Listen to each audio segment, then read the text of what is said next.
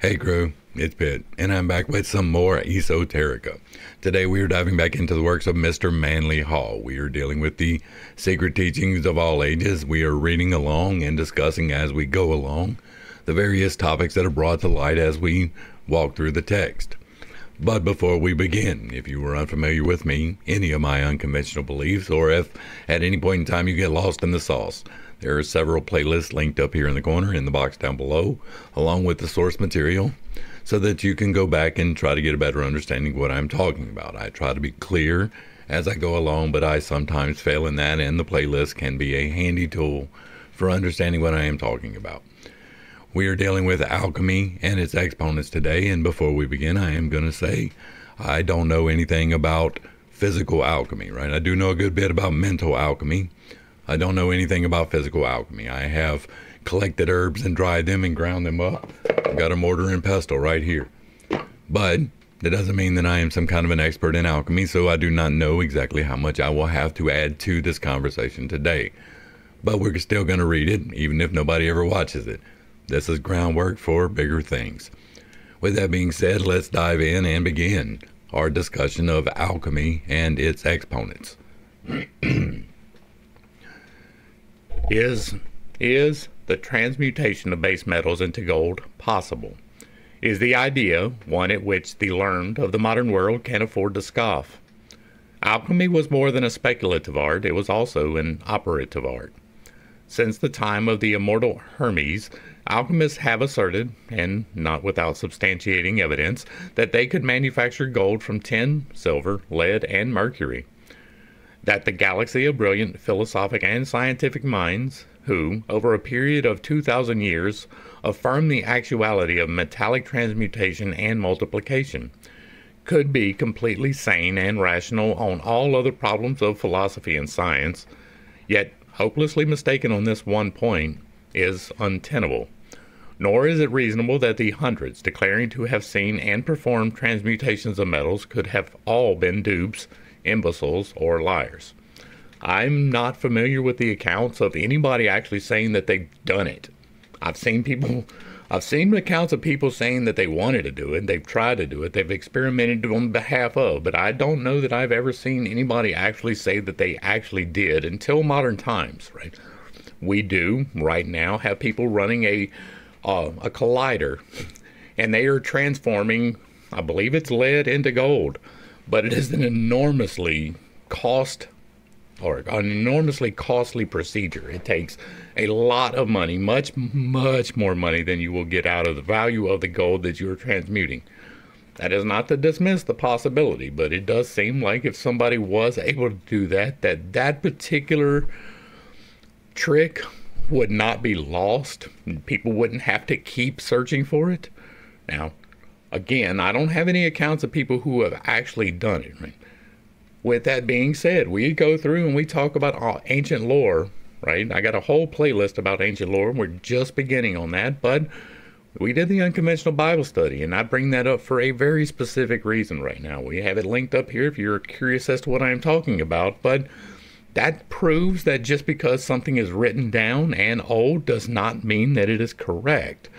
There are a lot of reasons to doubt the veracity of that particular document, including several contradictions within the text itself in the same chapters often.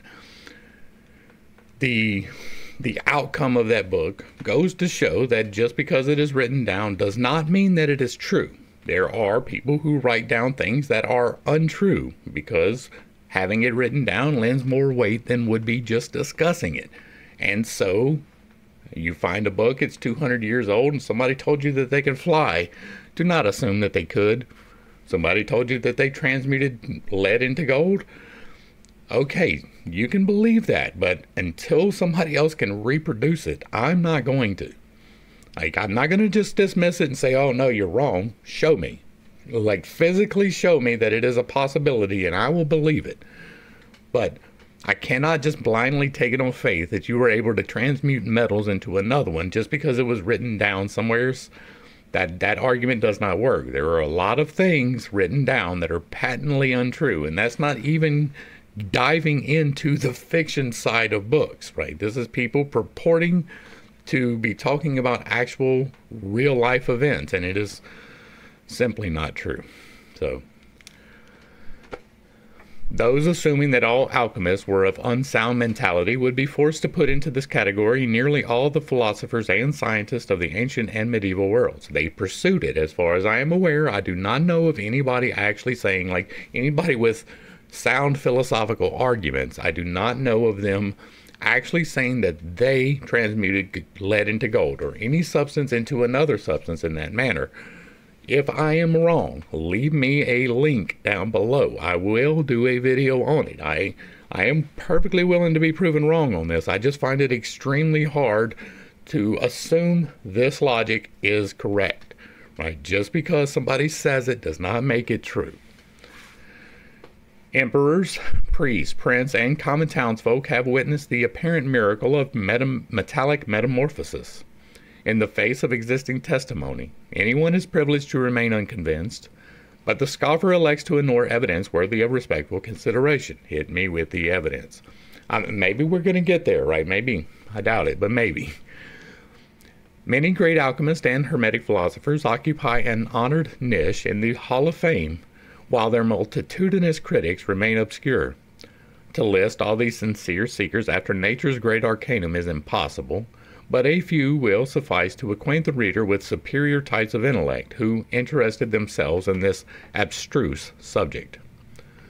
Among the more prominent names are those of Thomas Norton, Isaac of Holland, Basil Valentine, the supposed discoverer of antimony, Jean de Meung, Roger Bacon, Albertus Mungus, Quercentius Gerber, the Arabian, who brought the knowledge of alchemy to Europe through his writings, Paracelsus, Nicholas Flamel, John Frederick Helvetius, Raymond Lully, Alexander Thethon, Michael Sendivigus, Count Bernard of Treviso, Sir George Ripley, Picus de Mirandola, John Dee, Henry Kunrath, Michael Meyer, Thomas Vaughan, J.B. von Helma, John Hayden, Lascarius, Thomas Chainox, Synesius, Bishop of Ptolemy, Morio, the Comte de Cagliostro, and the Comte de Saint-Germain. There are legends to the effect that King Solomon and Pythagoras were alchemists, and the former manufactured by alchemical means the gold used in his temple. Once again, bringing us back to the unconventional Bible study, where almost everything that you believe about King Solomon is probably untrue. You should definitely go back and check it out. He was absolutely nobody to envy or to imitate. He was a weapons dealer. That's where he got the gold. He didn't transmute it. He was a weapons dealer. He did exactly the opposite of what he was commanded to by God in order to get the funds to create the temple that was for his glory and not God's. I know, you just got your butt hurt. You definitely need to watch that video. David was no good either, so... Albert Pike takes sides with the alchemical philosophers by declaring that the gold of Hermetis was a reality. Like, we have gone through this particular book where it has been reiterated time and time again that when they are talking about alchemy, it winds up being mental alchemy. And so, okay. He says, the Hermetic science, like all the real sciences, is mathematically demonstrable. Its results, even material, are as rigorous as that of a correct equation. The Hermetic gold is not only a true dogma, a light without shadow, a truth without alloy of falsehood. It is also a material gold, real, pure, the most precious that can be found in the mines of the earth. So much for the Masonic angle. William and Mary jointly ascended the throne of England in 1689, at which time alchemists must have abounded in the kingdom. For during the first year of their reign, they appealed an act made by King Henry IV, in which that sovereign declared the multiplying of metals to be a crime against the crown. In Dr. Sigismund Backstrom's collection of alchemical manuscripts is a handwritten copy of the act passed by William and Mary, copied from Chapter 30 of Statutes at Large for the first year of their reign. The act reads as follows: An act to repeal the statute made on the 5th year of King Henry IV, late King of England, wherein it was enacted, among other things, in these words, or to this effect, namely, that none from henceforth should use to multiply gold or silver, or use the craft of multiplication, and if any of the same do they shall incur the pain of felony. And whereas, since the making of said statute, diverse persons have, by their study, industry, and learning, arrived to great skill and perfection in the art of melting and refining of metals, and otherwise improving and multiplying them in their ores, which very much abound in this realm, and extracting gold and silver out of the same, but dare not to exercise their said skill within this realm, for fear of falling under the penalty of said statute, but exercise the said art in foreign parts to the great loss and detriment of this realm. Be it therefore enacted by the King and Queen's most excellent majesties, by and with the advice and consent of the Lords Spiritual and Temporal and Commons in this present Parliament assembled, that from henceforth the aforesaid branch, article, or sentence contained in the said act, and every word, matter, and thing contained in the said branch or sentence, shall be repealed, annulled, revoked, and forever made void. Anything in the said act to the contrary in any wise whatsoever notwithstanding. Provided, always, and be it enacted by the authority aforesaid, that all the gold and silver that shall be extracted by the aforesaid art of melting or refining of metals, and otherwise improving and multiplying of them and their ores, as before set forth, be from henceforth employed for no other use or uses whatsoever, but for the increase of monies, and that the place is hereby appointed for the disposal thereof shall be their Majesties' Mint, within the Tower of London, at which place they are to receive the full and true value of their gold and silver, so procured from time to time, according to the assay and fineness thereof, and so for any greater or less weight, and that none of that metal of gold or silver so refined and procured be permitted to be used or disposed of in any other place or places within their Majesties' dominions. After this repealing measure had become effective, William and Mary encouraged the further study of alchemy. And this can be dismissed as superstition. What do you mean, Ped? Why would they enact a law? They weren't enacting a law, they were repealing a law. And if you don't know, it was once illegal to practice sorcery, and people would kill you for it. That doesn't mean that it was correct, right? I believe in magic. Most of the people who were killed as witches or sorcerers almost certainly were not. They almost certainly were just the victims of superstition. Somebody didn't like this person, they called them a witch, and next thing you know, they're trying to swim tied to a chair with rocks in their lap to see if they'll float. It's weird. The witch weighs exactly the right amount to sink to the bottom, I guess. And so, yeah, we got a problem here. What happened was, right, this is pure assumption. I am not historically read up on this, but I'm going to make an assumption here. William IV was like, what is going on with all these people saying that they're transmuting gold? And they're like, yeah, they're saying that, but it's not really happening. What they're doing is that they're deceiving people, random people out in the world, not at the Tower of London in the Mint, right? Random people, they're like, hey, see this rock I got? It used to be lead and now it's gold. You want to buy it from me? And they're like, yes. And so he's like, okay, ban it. And that's what probably happened, right? People were practicing deceptive practices, and so they got shut down.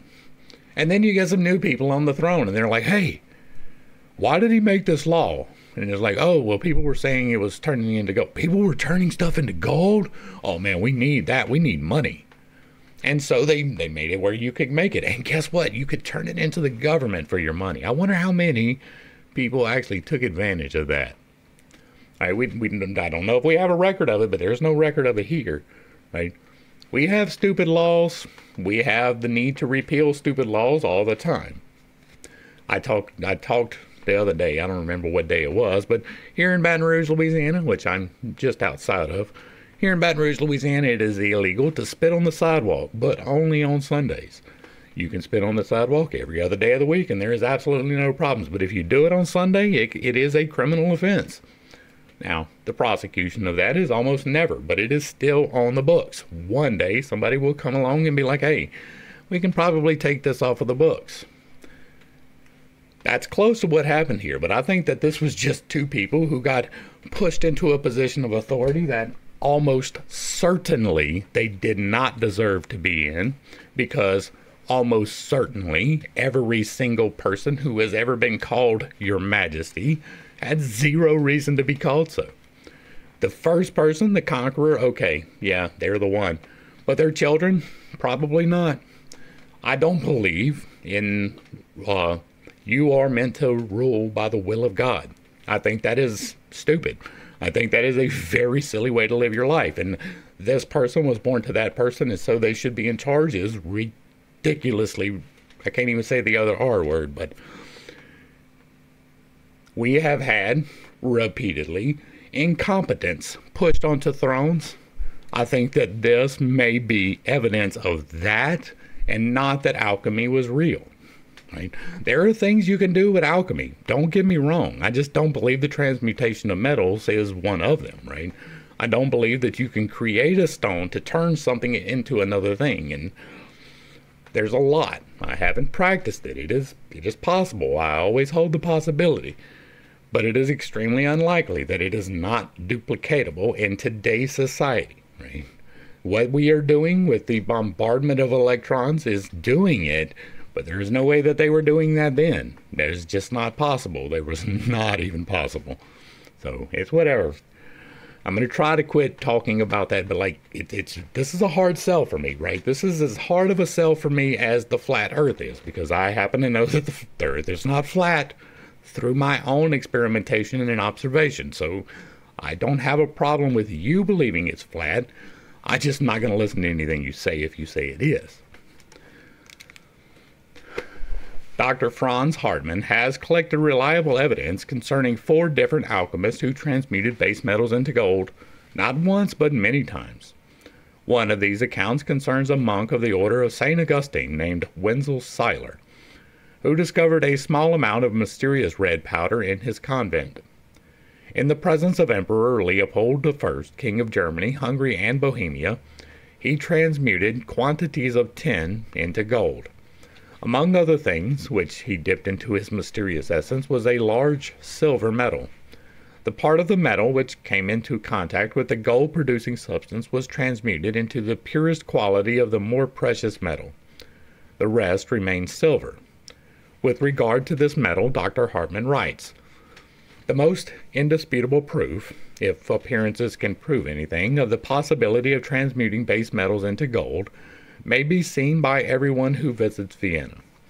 It, being a metal preserved in the imperial treasury chamber, and it is stated that this metal, consisting originally of silver, has been partly transformed into gold, by alchemical means, by the same Wenzel Seiler who was afterwards made a knight by the Emperor Leopold I, and given the title Wenceslaus Ritter von Rheinberg in the Proanus of the Temple of Wisdom." Now, if this metal is a true thing, leave me a link down below and I will go and check it out. Space limitations preclude a lengthy discussion of the alchemists. Sure, that's what it is. A brief sketch of the lives of 4 should serve to show the general principles on which they worked, the method by which they obtained their knowledge, and the use with which they made it. These 4 were grand masters of this secret science, and the stories of their wanderings and strivings are recorded by their own pens and by contemporaneous disciples of the Hermetic art, are as fascinating as any romance of fiction. Imagine that. Paracelsus, Evigi Philippi Theosophratti Abho. In his Bibliographic Antiqua, Francis Barrett appends the name of Paracelsus with the following titles of distinction: the Prince of Physicians and Philosophers by Fire, Grand Paradoxical Physician, the Trismegistus of Switzerland, first reformer of chemical philosophy, adept in alchemy, Kabbalah, and magic, Nature's faithful secretary, master of elixir of life and the philosopher's stone, and the great monarch of chemical secrets. Paracelsus of Hohenheim. The most famous of alchemical and hermetic philosophers was Philosophus Aurelius Theophrastus Bombastus von Hohenheim. This man, who called himself Paracelsus, declared that someday all the doctors of Europe would turn from the other schools and, following him, revere him above every other physician. The accepted date of the birth of Paracelsus is December 17th, 1493. He was an only child. Both his father and mother were interested in medicine and chemistry. His father was a physician and his mother the superintendent of a hospital. While still a youth, Paracelsus became greatly interested in the writings of Isaac of Holland and determined to reform the medical science of his day. When 20 years old, he began a series of travels, which continued for about 12 years. He visited many European countries, including Russia. It is possible that he penetrated into Asia. It was in Constantinople that the great secret of the Hermetic arts was bestowed upon him by Arabian adepts. His knowledge of the nature spirits and the inhabitants of the invisible worlds he probably secured from the Brahmins of India, with whom he came in contact either directly or through their disciples. He became an army physician, and his understanding and skill brought him great success. Upon his return to Germany, he began his long-dreamed-of reformation of the medical arts and sciences. He was opposed on every hand and criticized unmercifully. His violent temper and tremendously strong personality undoubtedly precipitated many storms upon his head, which might have been avoided had he been of a less caustic disposition. He flayed the apothecaries, asserting that they did not use the proper ingredients in their prescriptions, and did not consider the needs of their patients, desiring only to collect exorbitant fees for their concoctions. The remarkable cures which Paracelsus effected only made his enemies hate him more bitterly, for they could not duplicate the apparent miracles with which he wrought. He not only treated the more common diseases of his day, but it is said to have actually cured leprosy, cholera, and cancer. They have people claiming that today. And yet we still have lepers, cholera, and cancer. It's weird. His friends claimed for him that he all but raised the dead. His systems of healing were so heterodox, however, that slowly but surely his enemies overwhelmed him, and again forced him to leave the fields of his labors and seek refuge where he was not known. There is much controversy concerning the personality of Paracelsus. That he had an irascible disposition, there is no doubt. His bard for physicians and for women amounted to a mania. For them he had nothing but abuse. I'm guessing that his hatred for physicians and women amounted to a mania, and for them he had nothing but abuse. As far as can be learned, there was never a love affair in his life. His peculiar appearance and immoderate system of living were always held against him by his adversaries.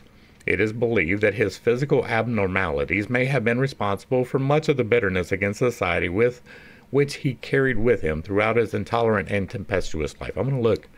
Didn't they have a picture of him? Does he seem to be... He doesn't seem to be misformed or... I don't know. It's weird. His reputed intemperance brought upon him still more persecution. For it was asserted that even during his time of his professorship in the University of Basel, he was seldom sober. Such an accusation is difficult to understand in view of the marvelous mental clarity for which he was noted at all times. No. God damn it, no. Quit apologizing for shit. Like, this is annoying, right? This is supposed to be a document purporting to give us some wisdom, and we have found little pieces of wisdom hidden in here, but for the most part, this seems to be more propaganda than anything else. I know that that's going to step on some people's toes, but this right here, right? He is reported by other people as being intoxicated all of the time, but his mental clarity was noted at all times. It cannot be both. It cannot be both. It can be one, it can be the other. It can be a mixture of the two, but it cannot be the two together. He cannot be intoxicated all of the time and have mental clarity. It can't be true. Yeah, he got run off. Well, I'm sure he got run off because his cures were successful. I'm sure he got run off because Everybody loved the fact that he was healing them of cancer and cholera. I am perfectly sure that that's what happened. I mean, really, really. The vast amounts of writing which he accomplished, the Strasbourg edition of his collected works is in 3 large volumes, each containing several hundred pages, is a monumental contradiction to the tales regarding his excessive use of alcoholics. There are other things than alcohol. There are several substances that you can dilute and make mind-altering chemicals out of. Most of them are available in Europe, right? But if not, you can definitely import them from Asia and the Middle East, right? There's all kinds of things you can get from there. There's little flowers that grow up, and if you eat the things, that's like, whew, man, that's wild. Or they got herbs, you can dry them out and you can smoke them, and you'll be like, wow, man, did you ever think about this? So yeah, I'm sure, absolutely, everybody was just talking shit. Like, and again, being able to write copious volumes does not mean that you weren't drunk.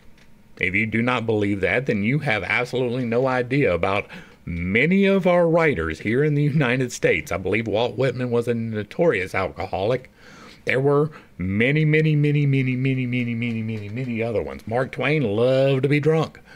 There were several of them that would not even begin writing unless they were drunk. That is not a monumental contradiction. It is definitely not. That is an assumption, that is an apology, but it is not a contradiction. No doubt, many of the vices of which he were accused were sheer inventions by his enemies, who, not satisfied with hiring assassins to murder him, sought to besmirch his memory after they had revengefully ended his life. So,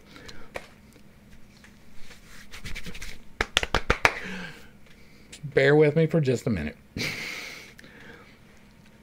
Sometimes when people are dealing with heavy metals and things of that nature, they have a tendency to absorb some of those things into their skin. If you were unaware, lithium can be a severely mind-altering substance. Most of the heavy metals can. And so, we have a tendency, if we look back through history, with the people who dealt with those things, sometimes becoming a little bit paranoid.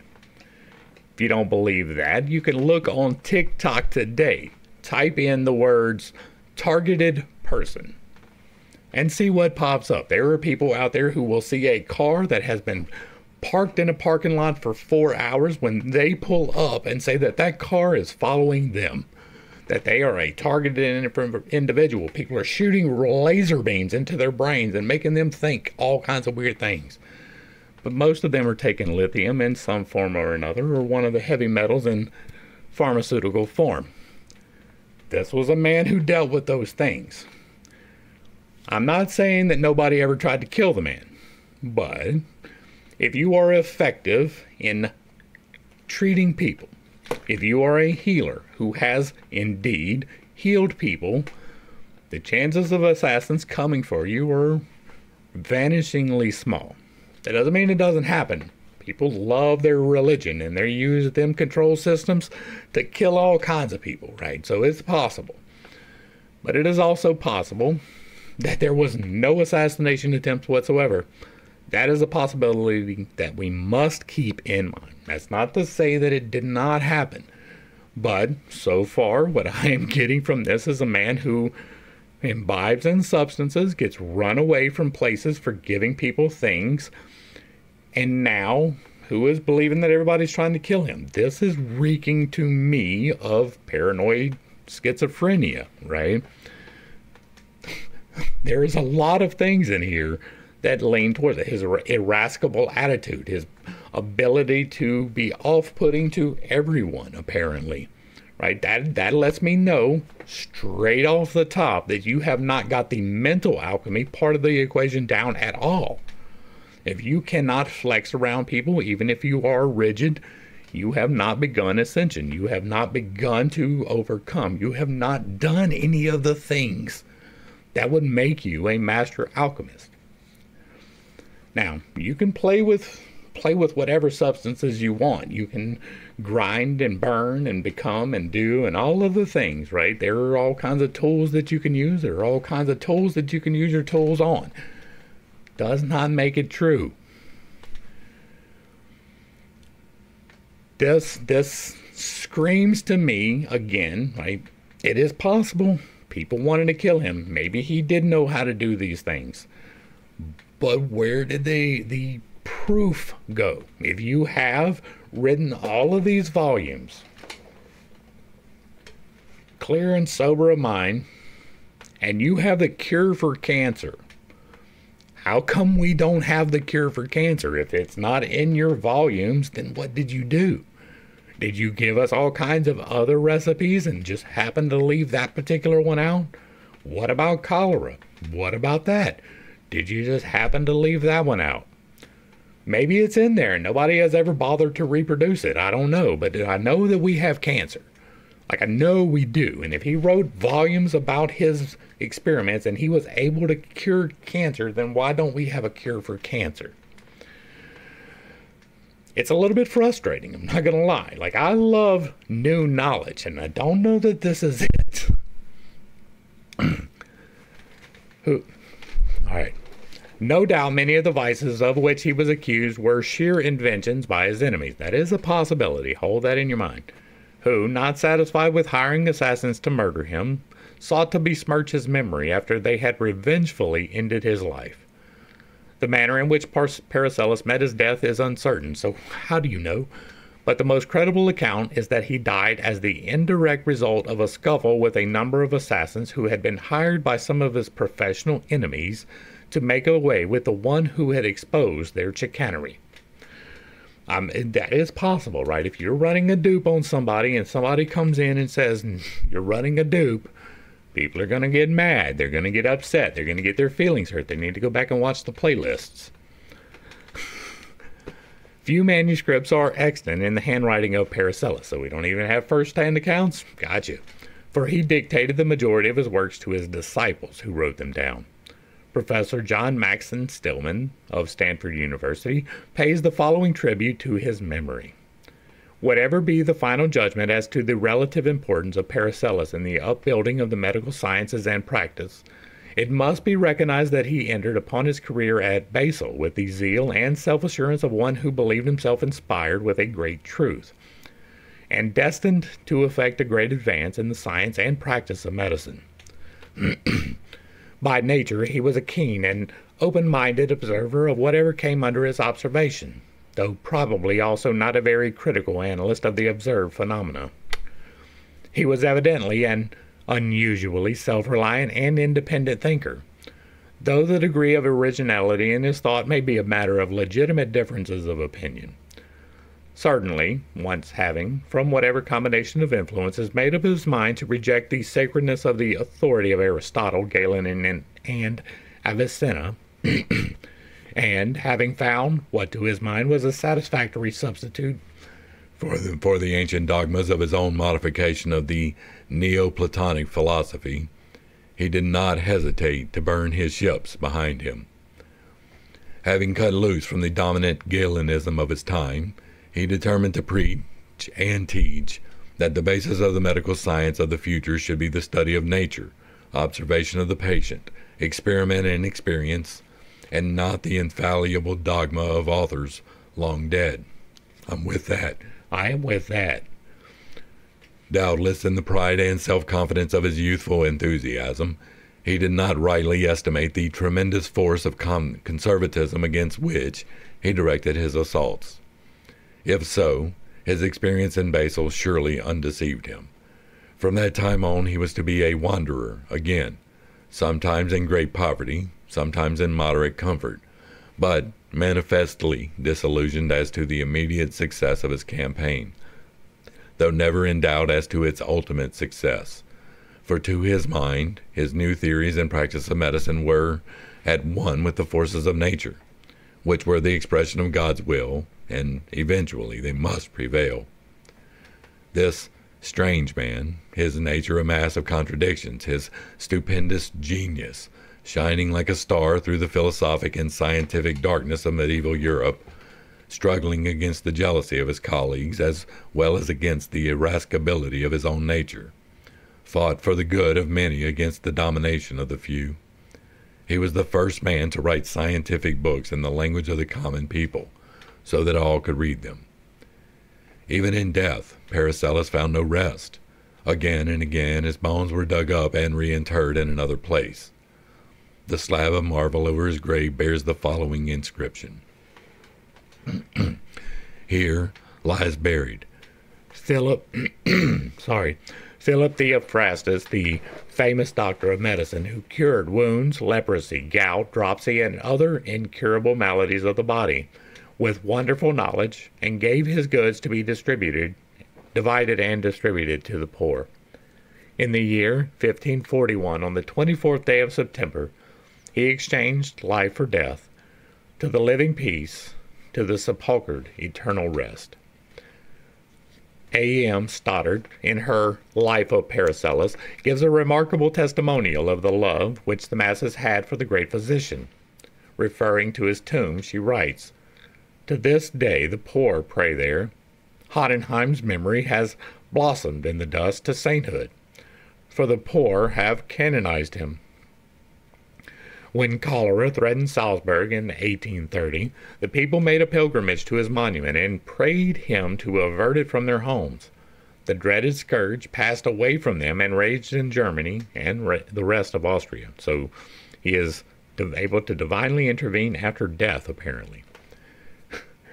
It was supposed that one of the early teachers of Paracelsus was a mysterious alchemist who called himself Solomon Trismosin. Concerning this person, nothing is known, save that after some years of wandering, he secured the formula of transmutation and claimed to have made vast amounts of gold. A beautifully illuminated manuscript of this author, dated 1582 and called Splendor Solis, is in the British Museum. Trismosin claimed to have lived to the age of 150 years as the result of his knowledge of alchemy. One very significant statement appears in his Alchemical Wanderings, which work is supposed to narrate his search for the philosopher's stone.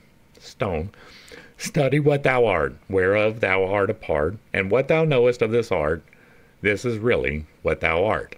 All that is without thee is also within." Thus wrote Trismosin. And this seems to be completely speculative, right? I'm sorry, but it is what it is. Somebody says that this guy studied with this other guy, but we don't have any real records of that. We don't have any real records. It's just a lore, and we don't have Paracelsus making the gold. We have this guy who supposedly studied with him making the gold, and that's what's used as the proof that gold is able to be made. I do not doubt for a second that somebody of an irascible nature and all of those things, even the inebriation parts, right? I have no doubt whatsoever that you can make medicine. I don't. I have no doubt whatsoever that you can distill the willow bark into a substance that will cure headaches. That is a possibility. I have no doubt that you can take rosemary and distill it into something that will kill bacteria. No doubt about it. It is one of the properties of rosemary to be antibacterial. So I don't have a problem with the normal chemical transmutations, the distillation, the refinements thereof, and all of those things. I do, however, take exception to the transmutation of one substance into another.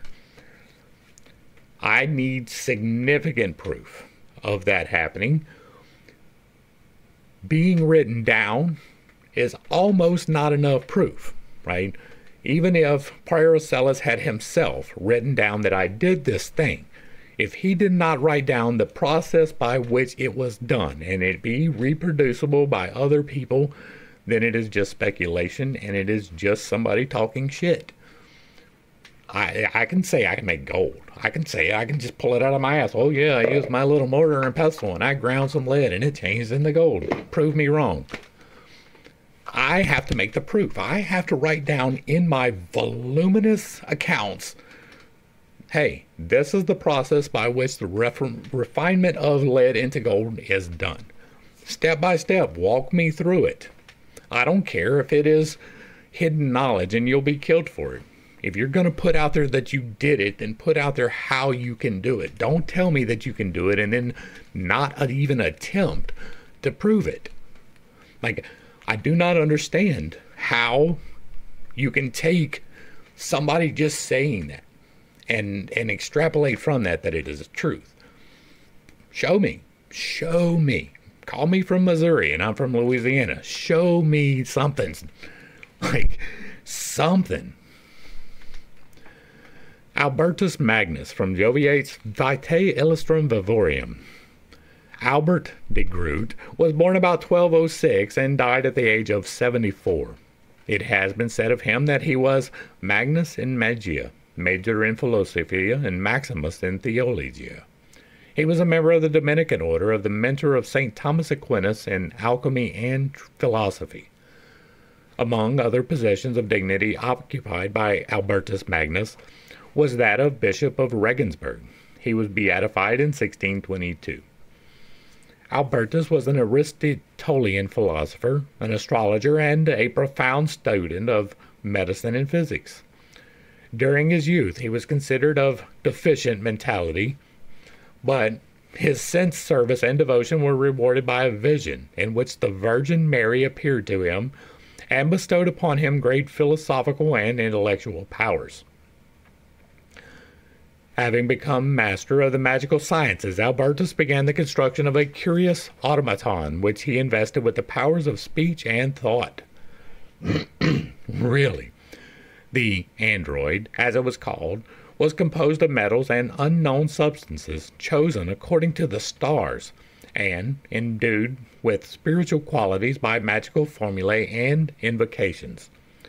And the labor upon it consumed over 30 years. St. Thomas Aquinas, thinking the device to be a diabolical mechanism, destroyed it, thus frustrating the labor of a lifetime. In spite of this act, Albertus Magnus left to St. Thomas Aquinas his alchemical formulae, including, according to legend, the secret of the philosopher's stone, which just magically disappeared again. On one occasion, Albertus Magnus invited William II, Count of Holland and King of the Romans, to a garden party in midwinter. The ground was covered with snow, but Albertus had prepared a sumptuous banquet on the open grounds of his monastery at Cologne. The guests were amazed at the imprudence of his philosopher, but they sat down to eat. Albertus uttered a few words, and the snow disappeared. The garden was filled with flowers and singing birds, and the air was warm with the breezes of summer. As soon as the feast was over, the snow returned, much to the amazement of the assembled nobles. For details, see the lives of the alchemistical philosophers. I'm going to forget to look that up, but I would really like to see that one. Raymond Lully. This, most famous of all these Spanish alchemists, was born about the year 1235. His father was seneschal to James I of Aragon, and young Raymond was brought up in the court, surrounded by the temptations and profligacy abounding in such places. He was later appointed to the position which his father had occupied. A wealthy marriage ensured Raymond's financial position, and he lived the life of a grandee. One of the most beautiful women at the court of Aragon was Donna Ambrosia Eleonora di Castello, whose virtue and beauty had brought her great renown. She was at that time married and not particularly pleased to discover that young Lully was rapidly developing a passion for her. Wherever she went, Raymond followed, and at last, over a trivial incident, he wrote some very amorous verses to her, which produced an effect quite different from what he had expected. He received a message inviting him to visit the lady. He responded with alacrity, and she told him that it was only fair that he should behold more of the beauty concerning which he wrote such appealing poems, and, drawing aside part of her garments, disclosed that one side of her body was nearly eaten away by a cancer. Raymond never recovered from the shock. It turned the entire course of his life. He renounced the frivolities of the court and became a recluse. Some time afterwards, while doing penance for his worldly sins, a vision appeared to him in which Christ told him to follow in the direction in which he should lead. Later, the vision was repeated. Hesitating no longer, Raymond divided his property among his family and retired to a hut on the side of a hill, where he devoted himself to the study of Arabic, that he might go forth and convert the infidels. After 6 years in this retreat, he set out with a Mohammedan servant, who, when he learned that Raymond was about to attack the faith of his people, buried his knife in his master's back. Raymond refused to allow this would-be assassin to be executed, but later the man strangled himself in prison. When Raymond regained his health, he became a teacher of the Arabic language to those who intended traveling into the Holy Land. It was while so engaged that he came in contact with Arnold of Villanova, who taught him the principles of alchemy. As a result of this training, Raymond learned the secret of transmutation and multiplication of metals. His life of wandering continued, and during the course of it he arrived at Tunis, where he began to debate with the Mohammedan teachers, and nearly lost his life as a result of his fanatical attacks upon their religion. He was ordered to leave the country and never to return again upon pain of death. Notwithstanding their threats, he made a second visit to Tunis, but the inhabitants, instead of killing him, merely deported him to Italy. An unsigned article appearing in the Household Words, number 273, a magazine conducted by Charles Dickens, throws considerable light on Lully's alchemical ability. While at Vienna, he, Lully, received flattering letters from Edward II, King of England, and from Robert Bruce, King of Scotland, entreating him to visit them. He had also, in the course of his travels, met with John Cremer, Abbot of Westminster, with whom he formed a strong friendship, and it was more to please him than the king that Raymond consented to go to England. A tract by John Cremer appears in the Hermetic Museum, but there is no record in the Annals of Westminster of anyone by that name. Cremer had an intense desire to learn the last great secret of alchemy, to make the powder of transmutation, and Raymond, with all his friendship, had never disclosed it. Imagine, color me shocked, right? I am just completely shocked. He never revealed it, right? Okay. Cremer, however, set to work very cunningly. He was not long in discovering the object that was nearest to Raymond's heart, the conversion of the infidels. He told the king wonderful stories of the gold Lully had the art to make, and he worked upon Raymond by the hopes that King Edward would be easily induced to raise a crusade against the Mohammedans if he had the means. Raymond had appealed so often to popes and kings that he had lost all faith in them. Nevertheless, as a last hope, he accompanied his friend Cremer to England. Cremer lodged him in his abbey, treating him with distinction, and there Lully at last instructed him in the powder, the secret of which Cremer had long desired to know. When the powder was perfected, Cremer presented him to the king, who received him as a man may be supposed to receive one who could give him boundless riches. Raymond made only one condition, that the gold he made should not be expended upon the luxuries of the court or upon a war with any Christian king, and that Edward himself should go in person with an army against the infidels. Edward promised everything and anything. Raymond had apartments assigned him in the Tower, and there he tells us he transmuted 50,000 pounds weight of quicksilver, lead, and tin into pure gold, which was coined at the mint into 6 millions of nobles, each worth about £3 sterling at the present day. Some of the pieces said to have been coined out of this gold are still found in antiquarian collections. While desperate attempts have been made to disprove these statements, the evidence is still about equally divided. To Robert Bruce, he sent a little work entitled The Art of Transmuting Metals. Dr. Edmund Dickinson relates that when the cloister which Raymond occupied at Westminster was removed, the workmen found some of the powder with which they enriched themselves. During Lully's residence in England, he became a friend of Roger Bacon. Nothing, of course, could be further from King Edward's thoughts than to go on a crusade. Raymond's apartments in the Tower were only an honorable prison, and he soon perceived how matters were. He declared that Edward would meet with nothing but misfortune and misery for his breach of faith. He made his escape from England in 1315, and set off once more to preach to the infidels. He was now a very old man, and none of his friends could ever hope to see his face again. He went first to Egypt, then to Jerusalem, and thence to Tunis the third time. There at last met with the martyrdom he had so often braved. The people fell upon him and stoned him. Some Genoese merchants carried away his body, in which they discerned some feeble signs of life. They carried him on board their vessel, but though he lingered a while, he died as they came in sight of Majorca, on the 28th of June, 1315, at the age of 81. He was buried with great honor in his family chapel at St. Olma, the viceroy and the principal nobility attending. And again, I find it a little bit incredulous. I have a very hard time buying 50,000 pounds. That's a lot. That's a lot. And I find it extremely difficult to say that a king, upon finding out that this guy actually can transmute gold, would ever allow him to leave. Like, ever. Not just him, but like anybody ever associated with the king would know, hey, hold on to this guy, right?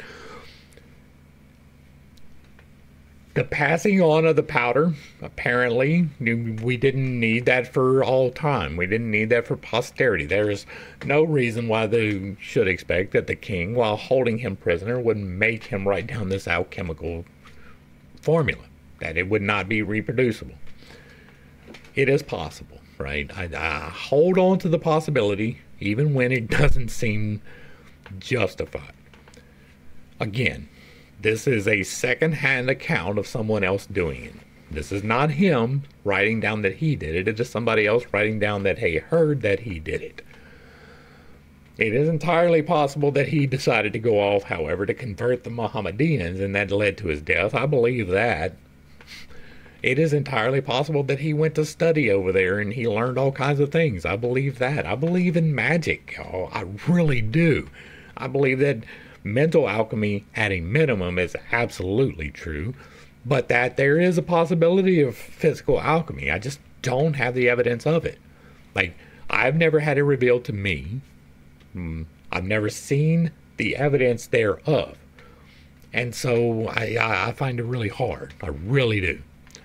And I'm not even going to talk about that anymore. Like, Nicholas Flamel. In the latter part of the 14th century, there lived in Paris one whose business was that of illuminating manuscripts and preparing deeds and documents. To Nicholas Flamel, the world is indebted for its knowledge of a most remarkable volume, which he bought for a paltry sum from some book dealer, with whom his profession of scrivener brought him in contact. The story of this curious document, called the Book of Abraham the Jew, is best narrated in his own words, as preserved in his hieroglyphical figures.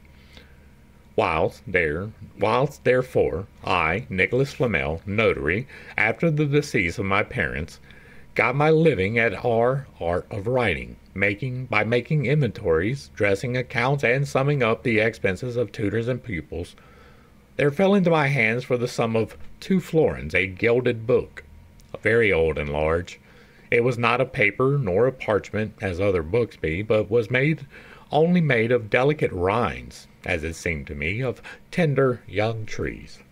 The cover of it was brass, well bound, all engraven with letters, or strange figures, and for my part I think they might well be Greek characters, or some such like ancient language. Sure I am. I could not read them, and I know well they were not notes nor letters of the Latin, nor of the Gaul, for of them we understand a little.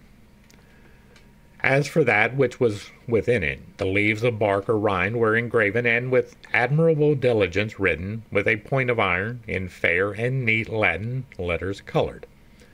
It contained thrice 7 leaves. That's interesting, for so were they counted in the tops of the leaves, and always every 7th leaf there was painted a virgin and serpents swallowing her up.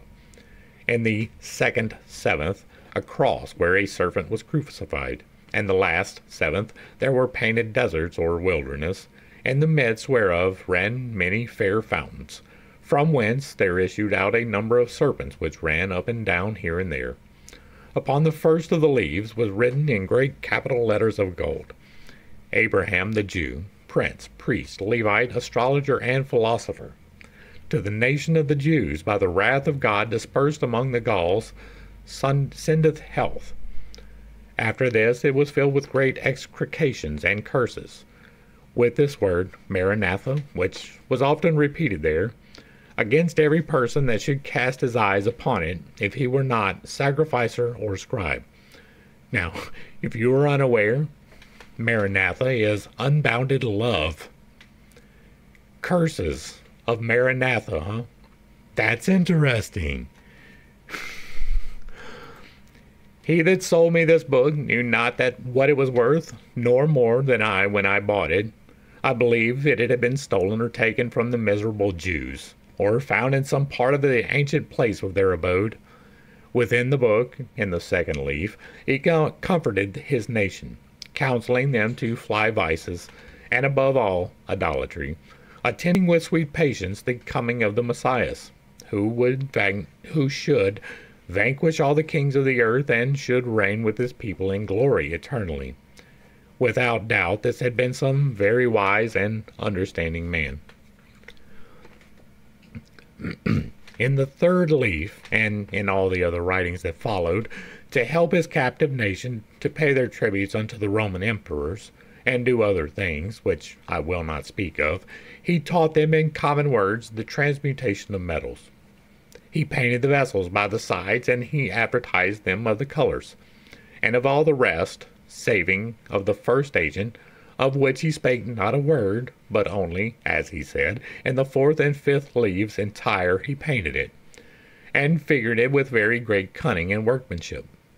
For although it was well and intelligibly figured and painted, yet no man could ever have been able to understand it without being well skilled in their Kabbalah, which goeth by tradition, and without having well studied their books. The fourth and fifth leaves, therefore, were without any writing, all full of fair figures enlightened, or as it were enlightened, for the work was very exquisite. First he painted a young man with wings at his ankles, having his hand a caducean rod writhed about with two serpents, wherewith he struck upon a helmet which covered his head. He seemed, to my small judgment, to be the god Mercury of the pagans. Against him there came running and flying with open wings a great old man, who upon his head had an hourglass fastened, and in his hand a book, or sire, like death, with the which, in terrible and furious manner, he would have cut off the feet of Mercury. That has to be a scythe, not a book, right? On the other side of the fourth leaf, he painted a fair flower on the top of a very high mountain, which was shore-saken with the north wind. It had the foot blue, the flowers white and red, the leaves shining like fine gold, and round about it the dragons and griffins of the north made their nest and abode, obviously. On the fifth leaf was a fair rose tree flowered in the midst of a sweet garden, climbing up against a hollow oak, at the foot whereof boiled a fountain of the most white water, which ran headlong down into the depths, notwithstanding it first passed among the hands of infinite people, who digged into the earth seeking for it, but because they were blind, none of them knew it, except here and there one who considered the weight. On the last side of this fifth leaf was a king with a great falchion, who made to be killed in his presence by some soldiers a great multitude of little infants, whose mothers wept at the feet of the unpitiful soldiers, the blood of which infants was afterwards by other soldiers gathered up and put into a great vessel, wherein the sun and the moon came to bathe themselves. That brings to mind adrenochrome, right? And because that this history did represent the more part of the innocents slain by Herod, and in that book I learned the greatest part of the art. This was one of the causes why I placed in their churchyard these hieroglyphic symbols of this secret science. And thus you see that which was in the first 5 leaves. I will not represent unto you that which was written in good and intelligible Latin in all the other written leaves, for God would punish me because I should commit a greater wickedness than he who, as it is said, wished that all the men of the world had but one head, that he might cut it off with one mighty blow. Having with me, therefore, this fair book, I did nothing else, day nor night, but study upon it, understanding very well all the operations that it showed, but not knowing with which manner I should begin, which made me very heavy and solitary, and caused me to fetch many a sigh. My wife, Peronella, whom I loved as myself, and had lately married, was much astonished at this, comforting me, and earnestly demanding if she could by any means deliver me from this trouble. I could not possibly hold my tongue, but told her all, and showed this fair book, whereof at the same instant that she saw it, she became as much enamored as myself, taking extreme pleasure to behold the fair cover, gravings, images, and portraits, whereof notwithstanding she understood as little as I. Yet it was a great comfort to me with her, and to entertain myself, what we should do to have the interpretation of them. Nicholas Flamel spent many years studying the mysterious book. He even painted the pictures from it all over the walls of his house, and made numerous copies, which he showed to the learned men with whom he came in contact, but none could explain their secret significance. At last he determined to go forth in the quest of an adept, or wise man, and after many wanderings he met a physician, by name Master Conscious, who was immediately interested in the diagrams and asked to see the original book. They started forth together for Paris, and, the way the physician adept explained many of the principles of the hieroglyphics to Flamel. But before they reached their journey's end, Master Conscious was taken ill and died. Flamel buried him at Orleans, but having meditated deeply on the information he had secured during their brief acquaintance, he was able, with the assistance of his wife, to work out the formula for transmuting base metals into gold. He performed the experiment several times with perfect success, and before his death caused a number of hieroglyphic figures to be painted upon the arch of St. Innocent's churchyard in Paris, wherein he concealed the entire formula as it had been revealed to him from the book of Abraham the Jew. And again, this is not necessarily a reliable account, right? Oh, I got this book and it had this wonderful stuff in here, but I'm held back from telling you, right? Okay, like there are things that I can't tell you when we talk about it, right?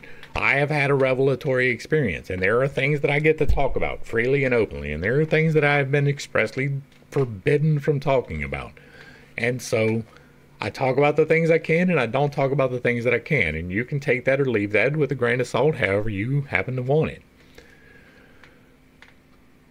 I have a hard time, right? He was able to put the hieroglyphic figures to be painted upon the arch of St. Innocent's churchyard in Paris, but not what they mean, right? He could put the hieroglyphics, but he couldn't tell us what it meant. That was the holdup, right? I can write out the word for you, but if I tell you the word, then it's no good. Like, I have a word that I say it all the time. The Masons are looking for a word. I assume it's the same word that I was given when I was inducted into the Order of Melchizedek, and still, like, I can't write it down and I can't say it. I can't do either one. I find it hard to believe that God would tell you, no, you cannot relay this information, but it's okay if you write it down, then nobody's going to understand it. That's perfectly fine. And there's no problem with that. Where's the book, right? Where's the interpretations of these things? Where's his explanation of these things? Where's the actual evidence that it happened? Again, I'm not saying it can't. I'm just finding it very hard to account for second and third hand accounts of, yes, this happened. Oh yeah, he made a lot of gold. Like, no, he didn't record how, and he did. He wrote it down. Like, here it is. Well, what does it mean? No, nobody knows that. If God's going to give you knowledge to give out, then he's going to give you knowledge to give out. And if he's going to tell you to hold on to it, he's going to tell you to hold on to it. And you don't get to half-ass it. All right, next up. Count Bernard of Treviso. Of all those who sought for the elixir of life and the philosopher's stone, few passed through the chain of disappointments that beset Count Bernard for Treviso, who was born in Padua in 1406 and died in 1490. His search for the Philosopher's Stone and the secret of transmutation of metals began when he was but 14 years of age. He spent not only a lifetime but also a fortune in his quest. Count Bernard went from one alchemist and philosopher to another, each of whom unfolded some pet theorem which he eagerly accepted and experimented with, but always without the desired result. His family believed him to be mad and declared that he was disgracing his house by his experiments, which were rapidly reducing him to a state of penury. He traveled in many countries, hoping that in distant places he would find wise men capable of assisting him. At last, as he was approaching his 76th year, he was rewarded with success. The great secrets of the elixir of life, the Philosopher's Stone, and the transmutations of metals were revealed to him. He wrote a little book describing the results of his labors, and while he lived only a few years to enjoy the fruitage of his discovery, he was thoroughly satisfied that the treasure he had found was worth the lifetime spent in search of it. An example of the industry and perseverance displayed by him is to be found in one of the processes which some foolish pretender coaxed him to attempt, and which resulted in his spending 20 years calcining eggshells and nearly an equal period distilling alcohol and other substances. In the history of alchemical research, there was never a more patient and persevering disciple of the great arcanum. Bernard declared the process of dissolution, accomplished not with fire but with mercury, to be the supreme secret of alchemy. And this is the symbols of Abraham the Jew. Hey look, there's the snake on a stick that they worship for a couple hundred years. I know that's going to set somebody else off, but you should definitely check out the... Oh, there's the mysterious flower growing on the mountaintop with dragons around it. You should definitely check out the Bible study if you do not know that the Israelis worshipped the snake on a stick for a very long time. That is a true thing. From Flamel's hieroglyphical figures. Robert H. Fryer, in a footnote, in it to his reprint of the hieroglyphical figures by Nicholas Flamel, says, "One thing which seems to prove the reality of this story beyond dispute is that this very book of Abraham the Jew, with the annotations of Flamel, who wrote from the instructions he received from his physician, was actually in the hands of Cardinal Richelieu, as Borel was told by the Count de Cabrinis, who saw and examined it." Alright, now, I do not believe that it was the book about Abraham the Jew, right? I find that hard to believe because they were talking about the Romans, and the Romans were not around for Abraham, right? There's a lot of problems with history. People have recorded things that were simply not true. That has happened a lot. Some of them are even backed up by second and third hand accounts, and yet they were simply not true, right? There could have been dragons. Dragons could be dinosaurs that somehow managed to live for a couple of million years after they supposedly went extinct. I don't withhold that possibility. There could be isolated dragons like we have crocodiles. Crocodiles are dragons, right? They are ancient historical beasts, cold-blooded in nature, which will consume and destroy you. That is a real thing. We have hippopotamuses. Hippopotamuses are wild-ass creatures that live in the water and are very quick and will devour you if you get close. There are great creatures recorded all over the world that could possibly have been dragons. So I don't even discount dragons. I don't know that it was what we conceive of them now, right? Some giant thing that was sitting on a chest full of gold somewheres, right? I don't know that I believe all of that, but there could be some animal basis for those things, even in relative modernity, because I do not necessarily account for all of the scientific things that we call these days. I do not believe we evolved from monkeys. I don't believe that everything evolved from the same protozoic source. I really do not believe that. There is no biological imperative for humanity to lose hair and instead develop clothing. There's no biological imperative for that. There is the opposite, in fact. There are several things in evolution that just show that it is not possible that macroevolution is the thing. Microevolution, sure. I mean, we have computers because we have evolved. But if you took me and you went back 4,000 years and you put us side by side and naked, we would look remarkably the same. There's very little difference between what I look like today and what somebody, a counterpart of mine, 4,000 years ago would have looked like. There's very little differentiation between how we could reason.